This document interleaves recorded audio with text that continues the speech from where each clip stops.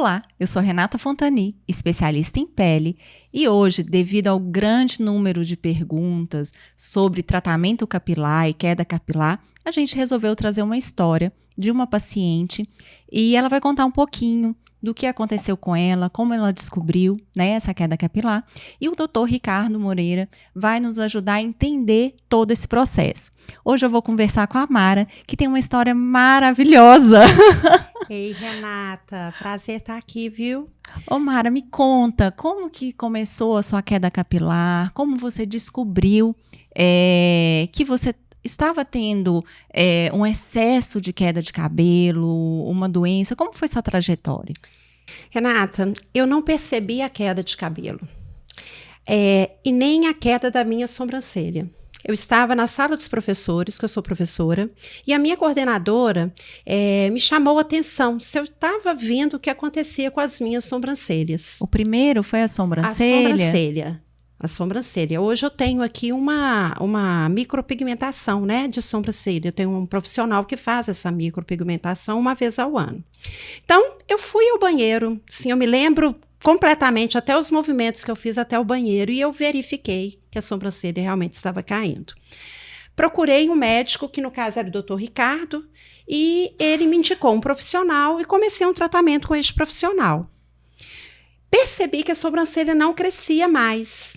E eu tinha uma sobrancelha muito espessa, assim, com muitos pelos, larga, né? E não crescia a sobrancelha. O cabelo, esse profissional também resolveu olhar o meu couro cabeludo e resolveu fazer um tratamento com corticoide no couro cabeludo. E disse que na sobrancelha ele não poderia fazer, porque poderia dar marca na minha pele. Então, começamos esse tratamento com corticoide, né? Eu ia lá mensalmente. E você sentia o seu cabelo cair, Mara? No banho, na hora que lavava o cabelo, eu percebi que no ralo do cabelo tinha mais fios do que o normal. Então, estava eu fazendo meu tratamento, né? E me sentindo assim, estou cuidando de mim. Nesse meio do caminho, eu tive um problema de saúde do meu filho. E aí, eu priorizei a saúde dele, deixando nesse momento de frequentar o consultório desse médico como eu deveria, porque eu deveria ter continuado o tratamento com ele. E desse período que eu parei até o período que eu retornei, ele já disse que o corticoide ali, eu teria que procurar um profissional que entendesse melhor daquele processo para tratamento. Mas também, Renata, eu não tive como continuar, que a prioridade ali já não era mais a minha pessoa. Nesse momento era cuidar do meu filho.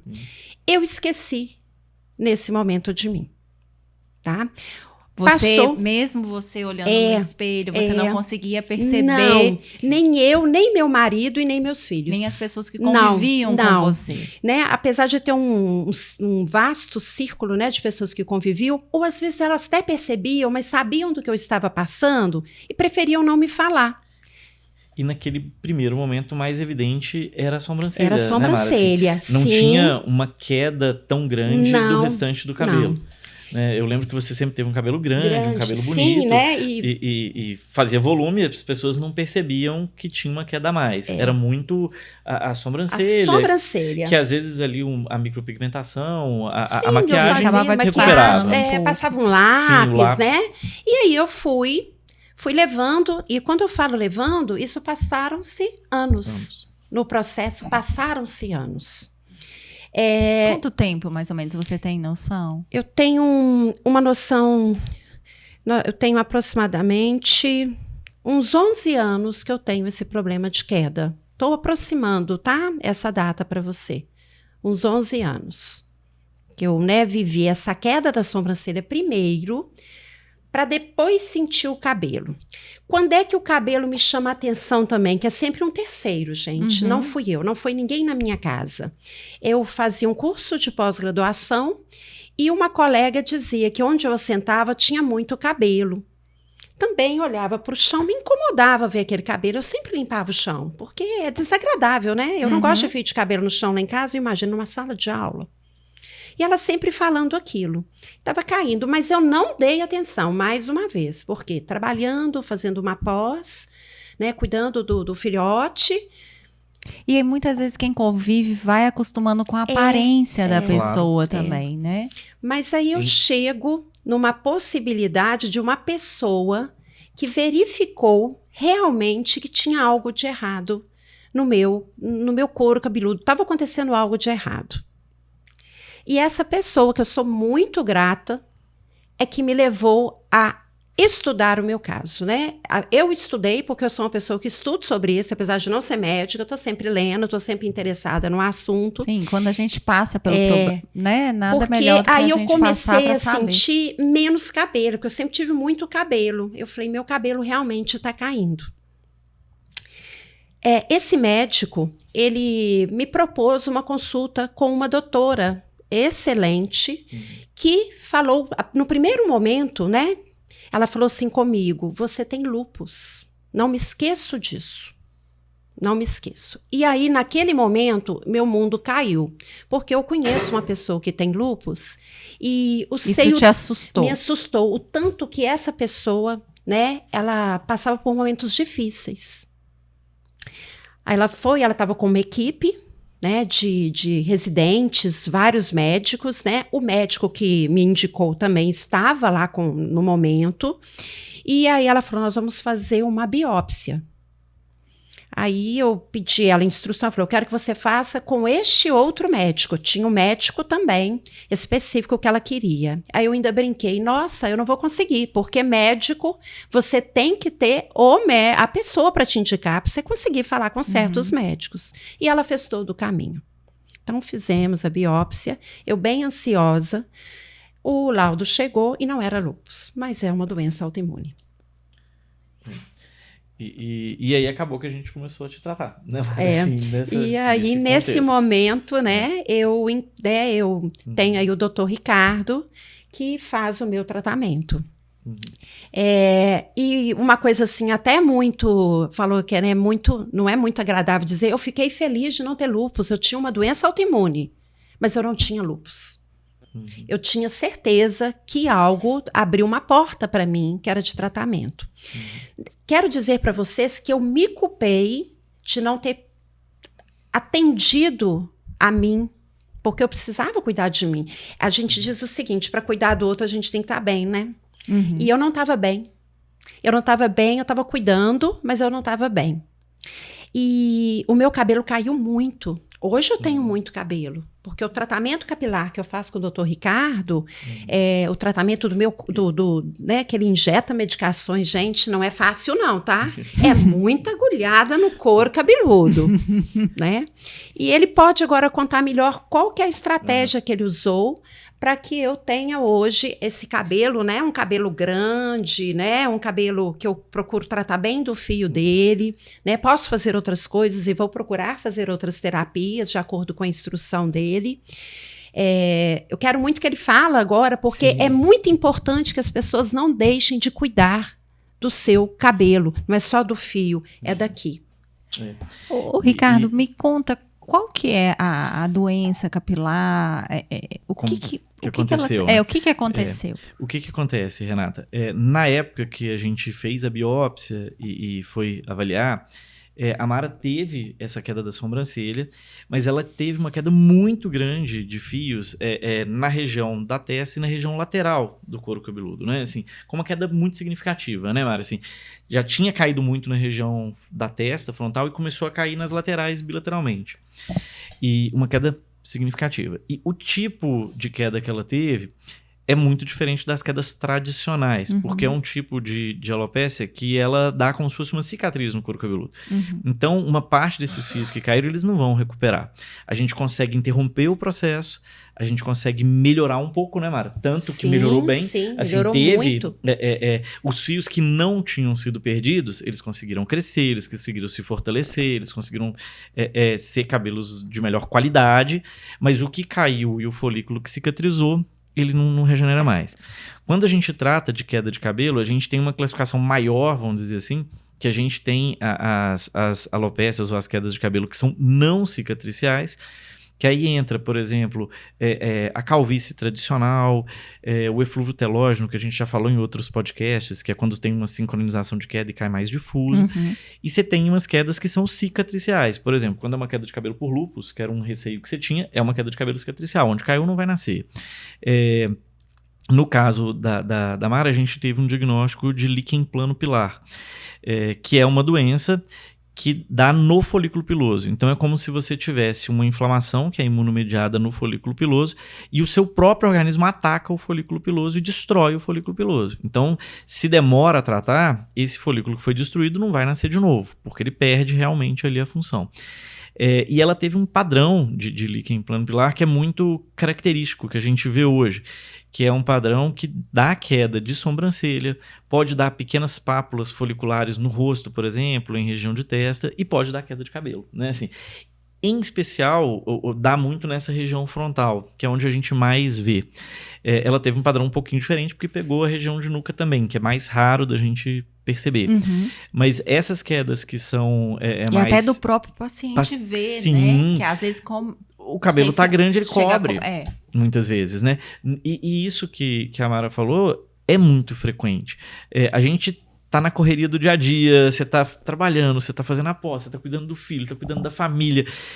Por mais que você perceba, às vezes, as coisas, a gente não prioriza muitas vezes porque não dá tempo, porque a prioridade é outra, né? Assim, Prioridade é outra. Às vezes é cuidar do outro, às vezes é terminar aquele trabalho, às vezes é entregar o relatório pro seu chefe, né? Assim, a gente tem uma vida corrida na nossa sociedade. Do dia a dia. Demais, né? Essa doença do couro cabeludo, ela é uma doença que é estimulada emocionalmente ou não? É genético? Sim, se sabe o porquê. Pois é, o líquen plano pilar, a alopécia frontal fibrosante, que é a versão que a Mara teve, né, assim, ela é uma doença, Renata, que ela era muito rara antigamente. A gente tinha poucos casos que vinham nos consultórios e nos últimos anos, nos últimos 10, 15 anos, a gente teve um boom de pacientes, assim, a gente tem cada vez mais pacientes procurando. Ela é uma doença mais frequente em mulher do que homem, e uma das coisas que é muito característica é essa questão da linha de implantação e muito para trás, tem uma queda na região frontal que é muito importante, pode ter associação com queda de sobrancelha, pode ter às vezes essas pápulas foliculares que eu falei, e a gente não sabe a origem exata da doença, né? Assim, tem um monte de publicação tentando associar a um monte de coisa que não tem evidência científica alta. Né? Assim, a gente sabe que tem alguma coisa genética associada, porque é um processo inflamatório, né? Assim, a gente sabe que tem essas células de defesa que atacam o folículo, porque na biópsia é o que a gente vê um monte de célula de defesa atacando o folículo piloso e tentando destruir ele. Mas por que isso acontece? A gente não sabe. Né? Assim, já tentaram alguns trabalhos associar algumas coisas, por exemplo, tinha trabalho no passado que tentou associar ao uso de protetor solar, mas tem um monte de trabalho que mostra que não tem correlação. Já tentaram associar... A gente até conversou sobre a lavanda. Conversou. Né? Teve alguns trabalhos tentando associar com conservantes dos protetores ou alguns produtos cosméticos, por exemplo, derivados de lavanda. Mas tudo isso é muito frágil. A gente não tem nenhuma evidência tão grande assim. Pode ser que tenha algum produto que as pessoas tenham usado, que tenha influenciado? Sim, pode ter. Ou algumas pessoas sejam um pouco mais sensíveis. Exatamente, do que outras. Mas o que a gente percebe é que, assim, provavelmente deve ter uma base genética, deve ter alguma predisposição genética, provavelmente tem algum fator ambiental, né? Assim, talvez algum fator químico, algum derivado, a gente não tem isso tão bem certo na literatura. E a gente percebe que realmente tem uma associação de piora pós-estresse. Muitas vezes o gatilho que desencadeia tem associação com fatores emocionais. É frequente isso que ela falou, né? Eu passei um momento difícil, assim, meu filho estava doente, foi um momento mais confuso, né, Mara? Muito confuso. Muito confuso. E a gente vê com frequência isso acontecer, ter alguma associação com o fator emocional. Agora, o fator emocional isoladamente é causa da doença? Não, não é. Né? Assim, se não tiver uma base genética, a pessoa não vai ter predisposição a ter, não vai desenvolver. Né? Você tem muitas pessoas que passam muito estresse e não vão ter nenhum tipo de queda dessa forma. Né? Vão ter, às vezes, só um eflúvio telógeno, que é aquela queda mais difusa. E se ela não cuidasse, né? Se não tivesse, né, arrumado um médico bom, que Excelente. que cuidasse dela, ela poderia ficar sem o cabelo por completo? Provavelmente, aonde tinha uma queda maior, por exemplo, nessa região da lateral, ia ficar lisinho, como uma pessoa completamente calva. Provavelmente não pegaria toda a parte de cima do couro cabeludo, mas a tendência é a linha de implantação ir cada vez mais para trás. A tendência nela, no caso, que pegou essa região da lateral, seria que ficasse sem fio nenhum. Que ela tem muito fio nessa região hoje, né, Mara? Tenho bastante teve fio. Uma repilação bem razoável, né? Assim, Porque entrou com um tratamento. Porque entrou com tratamento precoce. E a linha de implantação parou, né? Assim, porque o que a gente vê é que às vezes o paciente começa aí, e na hora que você vê, tá lá no meio da cabeça, né? Assim, o que não aconteceu, né? Assim, a gente conseguiu parar um pouco antes. Agora, aonde teve uma queda mais evidente, a gente não consegue ter recuperação. Por exemplo, é o que você falou, né? A sobrancelha hoje é a micropigmentação, porque ela caiu primeiro, a gente não conseguiu. Foi a primeira coisa que teve de queda, né? E implante capilar, Ricardo?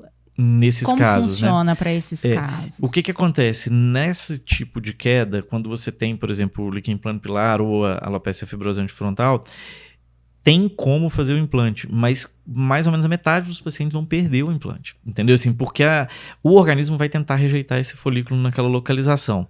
Então, mesmo que a pessoa Talvez faça... porque esse folículo, é uma pergunta mesmo, ele é mais fraco? Ele ainda não aderiu? Ou não tem... Isso é difícil de explicar, Renata, assim, porque a gente não tem isso com uma base científica tão grande. Mas a gente sabe hoje que a gente tem células inflamatórias de memória que são células teciduais. Talvez a culpa esteja por aí, né? Assim, porque quando a gente pensa em células de memória, a gente pensa muito em vacina. Vamos dizer assim, eu já tive contato com uma vacina X, vacinei para sarampo. Eu não vou ter, porque quando eu for exposto àquela doença de novo, eu vou produzir anticorpo e ele vai combater. Ali ele já tem os anticorpos, ele tem os anticorpos contra o cabelo. Do mesmo jeito, a fibrose antifrontal não é nem anticorpo, é a própria célula que ataca. Mas o que acontece? Mesmo sendo uma resposta celular, a gente sabe hoje que essa resposta celular ela pode ter células de defesa que continuam na mesma localização. Então, talvez nessa área onde você teve essa perda, você já tem células de memória que se você colocar outro folículo, ele vai ser atacado. Entendeu? Assim, que é o grande problema. Então, mesmo que você faça o transplante, você tem que tratar a doença. Porque se você não tratar, vai voltar a cair. Tem chance de tratar e segurar. Por exemplo, da última vez que a gente avaliou, a doença da Mara está super estável.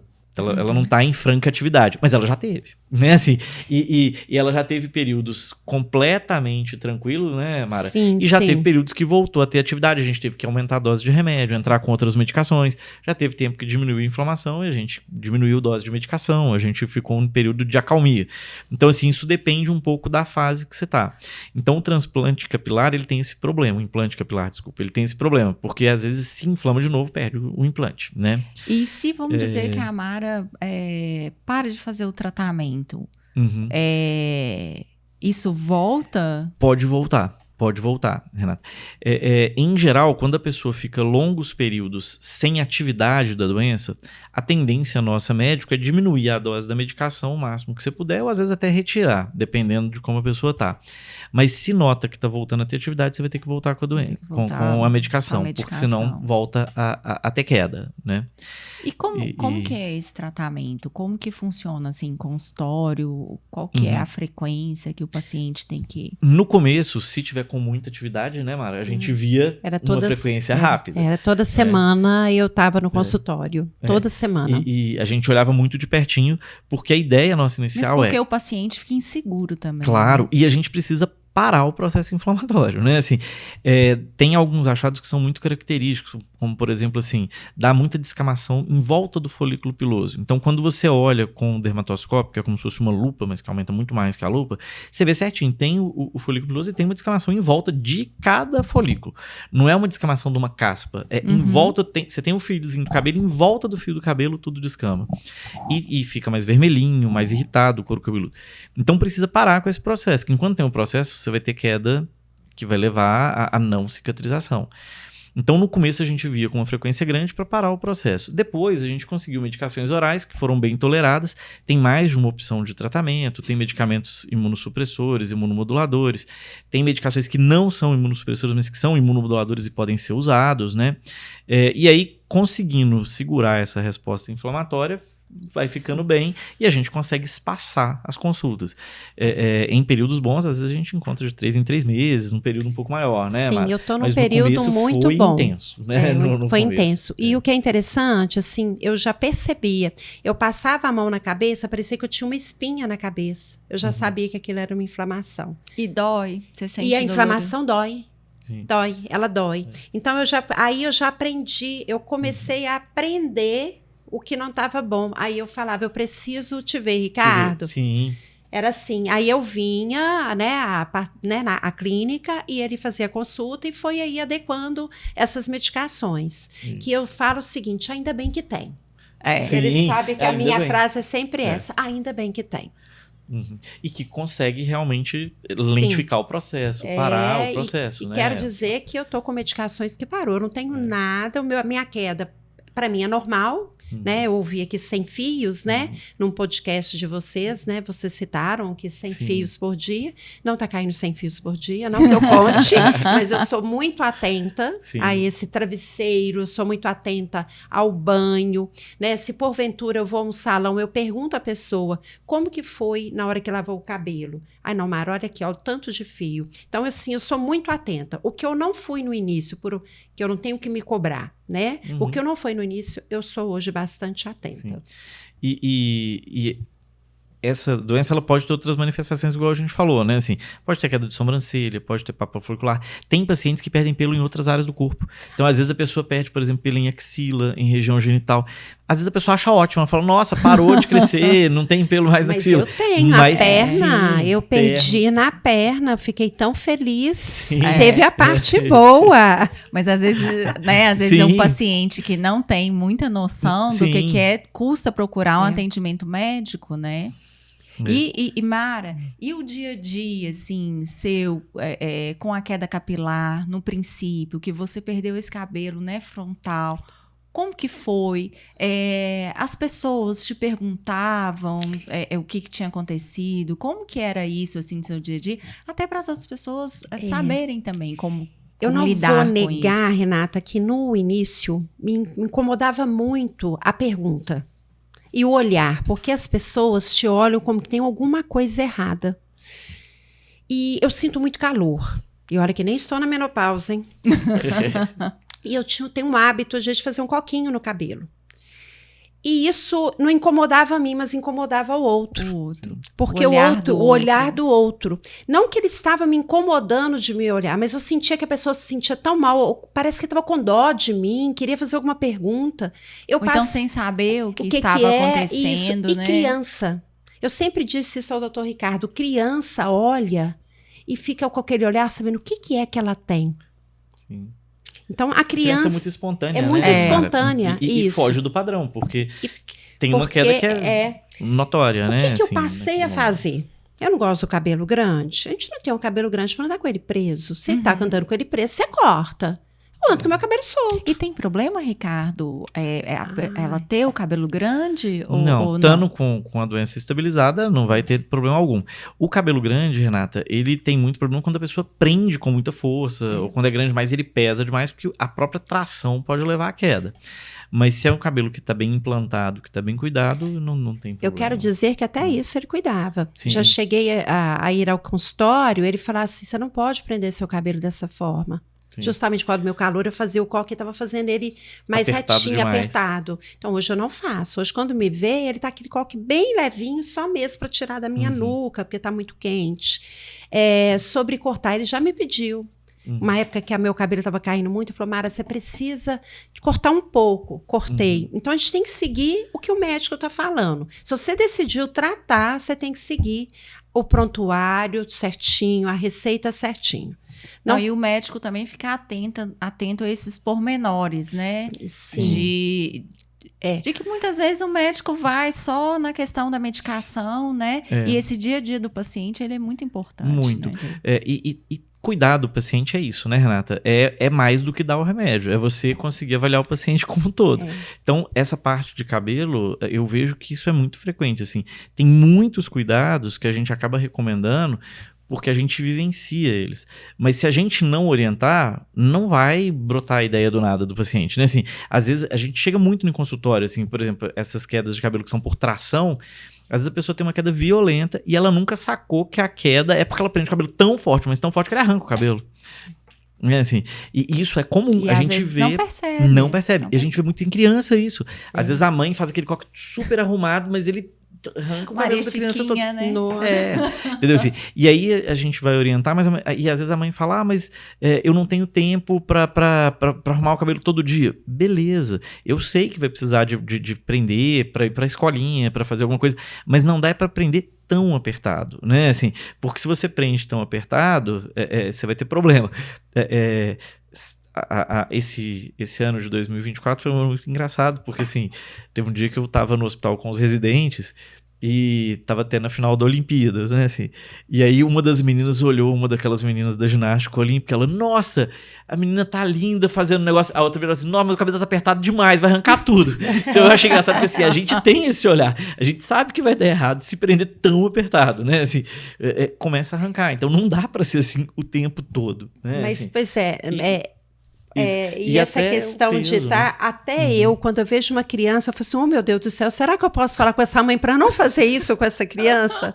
Como eu trabalho em escola, né? Eu trabalho com maiores, mas eu vejo os pequenos chegando. E os menininhos a menininha vai com que cabelo assim que ela nem mexe os olhinhos, morro de dó. Tá linda, mas tá muito linda, apertadinho. Né? Pra escola não dá, né? Pode até Sim. atrapalhar o raciocínio. Sim. Eu Muito tô brincando. Ô, Mara, eu tenho certeza que a sua história vai ajudar, né, muitas pessoas que estão passando por isso e às vezes nem sabem que estão passando por isso, vão descobrir agora, né, com o podcast. E gostaria de agradecer também o Dr. Ricardo. Foi um podcast incrível. Você realmente esclareceu muitas dúvidas que a gente tem e muitas vezes a gente não encontra, né, em qualquer lugar essas informações. Muito obrigada. Espero que vocês também tenham gostado e a gente se encontra no próximo podcast.